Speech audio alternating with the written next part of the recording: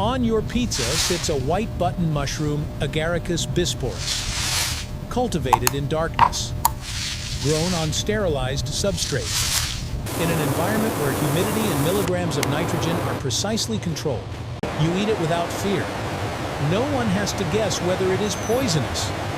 No one has to taste with their life the way our ancestors once did. Yet out there in tropical forests, beneath the soil, along rotting trunks, more than 5 million mushroom species exist.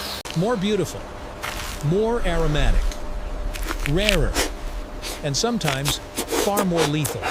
So why, in an age of advanced technology and global supply chains, do we mainly consume just 3 types of mushrooms?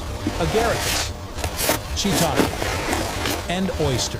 The answer lies in a process few people notice: the industrial standardization of natural risk, where safety becomes an engineered product. The food industry does not choose mushrooms only for flavor, but for predictability.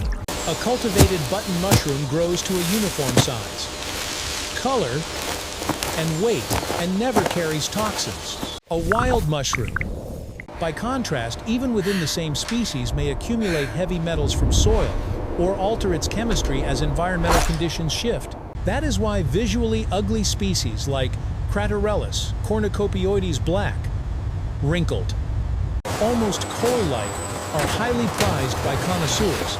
Statistically, they are safe, with no toxic lookalikes. Meanwhile, Amanita virosa, despite its pure beauty, has harmless twins that humans repeatedly confuse with deadly consequences. Standardization, therefore, is not an act of fear. It is a survival strategy. We choose fewer options in order to face fewer variables. An industrial meal must not only taste good, it must be safe for millions at once. In that world, boredom becomes a form of victory.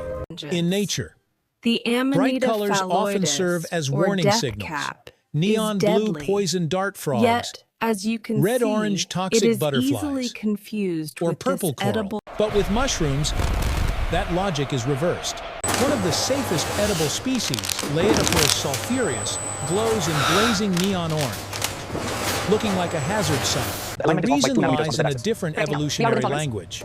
In animals, bright colors help predators remember, "Don't eat me again." In fungi, neon pigments are not meant for humans at all. They interact with sunlight.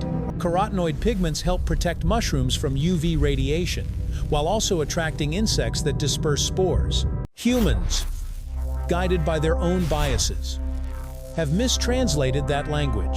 In 1997, a study at the University of Helsinki found that 78% of inexperienced foragers avoided brightly colored mushrooms, even though most of them were harmless. We do not necessarily fear toxicity, we fear the unfamiliar.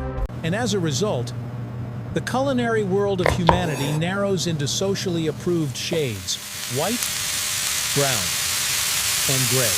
In early spring, when European forests thaw, foragers hunt for morels, honeycomb-shaped mushrooms worth hundreds of dollars per kilogram. Yet growing alongside them at the same time and place is Gyromitra esculenta, a lookalike containing gyrometrin, a toxin that can convert into monomethylhydrazine, a compound once used in NASA rocket fuel. The two species appear nearly identical, differing only in the folds of the cap details, recognizable only to experts. Ironically, in Finland and Sweden, people still eat Gyromitra, but only after boiling it 3 times and discarding the water to reduce toxins. It is a compromise between tradition and risk. We know it is dangerous. Yet we refuse to abandon its flavor. Human vision evolved to recognize faces, not fractal biological structures. Mushrooms thus become a test of perception, where the smallest error in judgment can cost a life. Why do humans still risk foraging mushrooms despite the danger? The answer lies in an ancient hunter-gatherer instinct, the joy of discovery and the thrill of mastering knowledge. Every mushroom found feels like a small victory over nature. Yet the feeling of, "I already know this has killed more people than the toxins themselves." A study by the European Institute of Medicine showed that 85% of severe mushroom poisoning cases involved individuals with more than 5 years of foraging experience. Knowledge turns into confidence. Confidence becomes complacency. And complacency becomes tragedy. In contrast, industrial supply chains rely on machines, sensors, and strict safety standards. There is no room for intuition, no sense of adventure. We survive but lose the belief that we truly understand nature.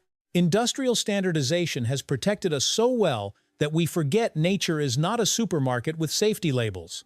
Every mushroom out there is a biological algorithm, programmed to adapt, evade, or deceive. We eat only 3 species, not because they are the most delicious, but because they are the least surprising. Because in the real world, safety does not equal understanding. It simply means we have not made a fatal mistake. Today. And perhaps that is the greatest paradox of modern civilization. The safer we make the world, the more distant we become from nature, the very force that sustained humanity through knowledge and fear for millions of years.